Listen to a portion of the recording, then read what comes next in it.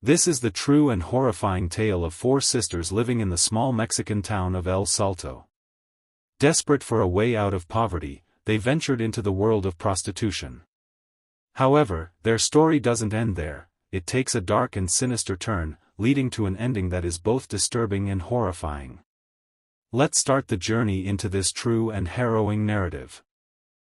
In a small Mexican town called El Salto, four sisters, Delfina, Maria de Jesus, Eva, and Maria Luisa Valenzuela, were struggling with extreme poverty. They were neither well-educated nor conventionally beautiful, but they possessed a dangerous level of ambition. To escape their financial misery, they entered the business of prostitution and soon established their first brothel, infamously named Rancho El Ángel. The sisters needed new girls for their business, but no one wanted to come there of their own free will. They placed false advertisements in local newspapers: maids wanted for domestic work, free room and board, high wages. When young girls from poor families arrived hoping for work, they were immediately imprisoned. Their passports and identification papers were snatched away, and they were told they were now sex slaves. The business expanded so much that they hired professional mercenaries to kidnap girls from the U.S.-Mexico border regions. These girls were forcibly addicted to heroin and cocaine to prevent them from escaping and to keep them under total control. If a girl fell ill or refused to work, she was brutally murdered. If anyone became pregnant, the fetus was extracted using a metal hook. If the mother's condition worsened during the process, she was also killed. Girls who were not popular with the clients were locked in a separate, isolated room without food or water until they died in agony. The sisters' cruelty wasn't limited to the girls. If a client was exceptionally wealthy and carried a large amount of cash, he was also murdered and robbed.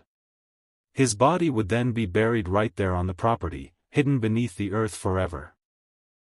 After more than a decade, one of the kidnappers was caught by the police, and one girl finally managed to escape the ranch.